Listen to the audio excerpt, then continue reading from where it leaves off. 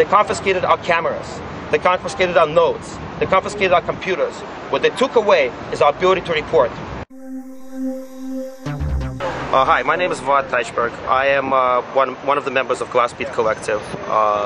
Yesterday, or actually this morning, at 2 o'clock in the morning, we were stopped by police officers right outside the place where we were staying, and we were searched without cause. We were detained for more than an hour, or at least it felt like more than an hour, and then subsequently our possessions were confiscated, and we never received a receipt for our stuff. We're journalists. At least on this project, we're journalists. In general, we're artists, but for this particular project, we're coming to document what's happening at the Republican National Convention, and the police have taken away all of our equipment and is trying to create a situation where we cannot do our job. We're here today with other representatives of the National Lawyers Guild, Communities United Against Police Brutality, as well as 3 citizen artists and journalists who were detained early this morning in northeast Minneapolis by the Minneapolis police.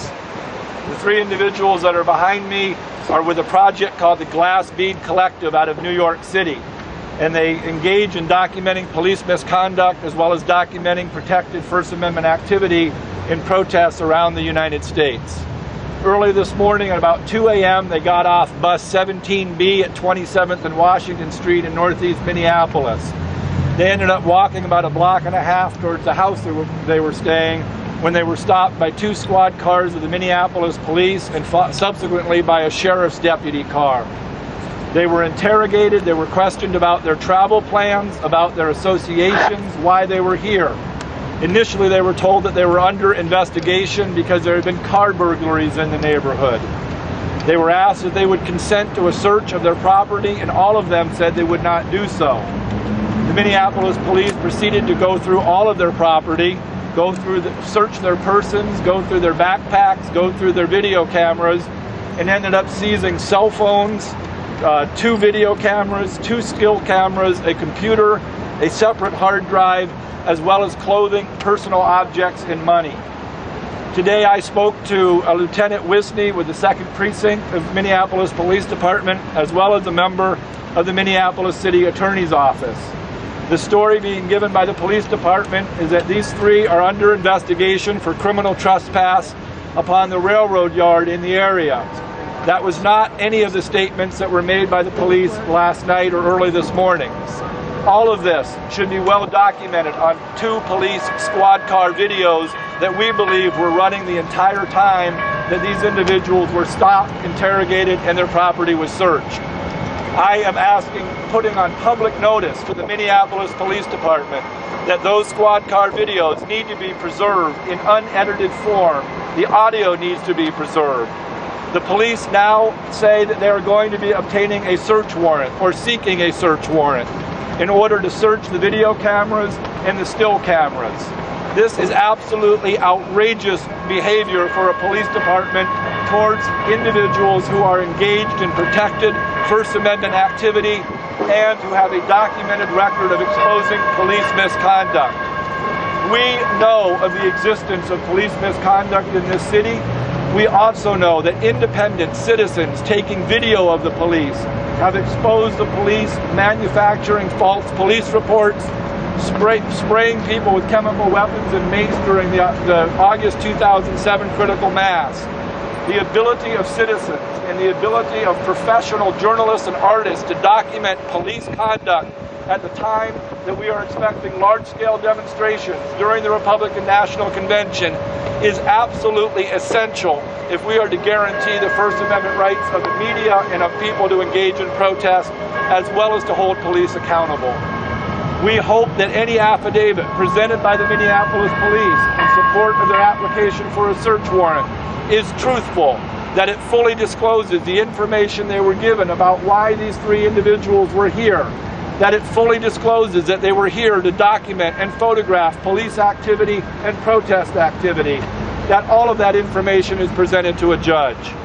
We are also very concerned that not only was the video camera taken, which the police claim may contain evidence of the heinous crime of trespass, which it will not and does not, but that they also seized notebooks, phone numbers, names of activists, the schedule of where demonstrations will be held over the upcoming week, all of which was information, part of protected journalistic sources that these individuals were going to use to cover the protest activity occurring in this city over the next week.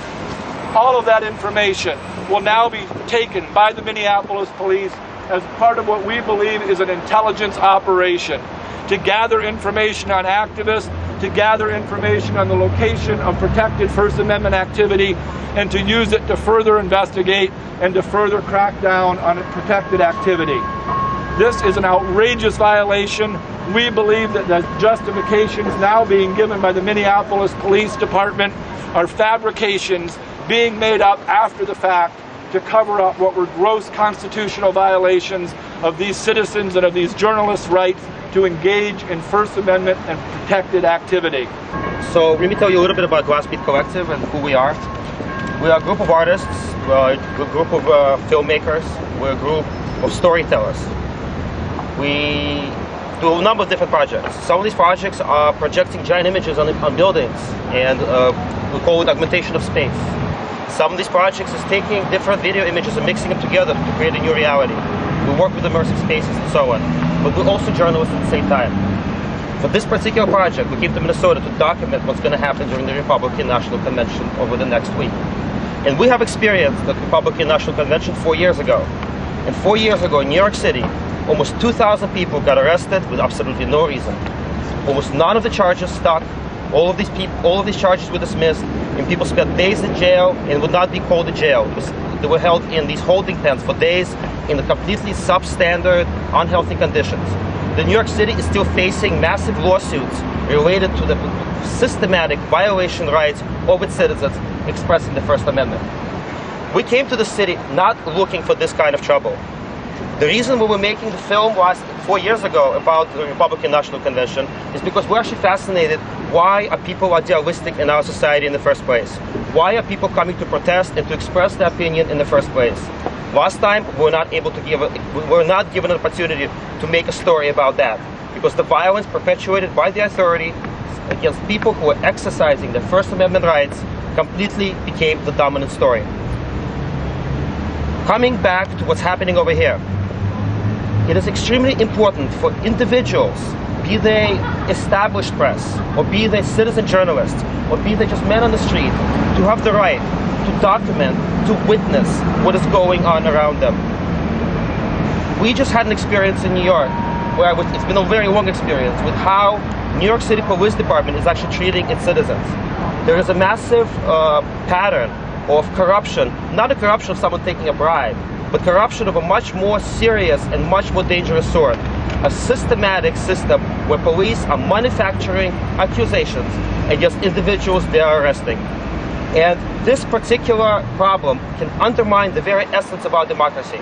It is fundamentally un-American, and this threatens the very fabric of our existence.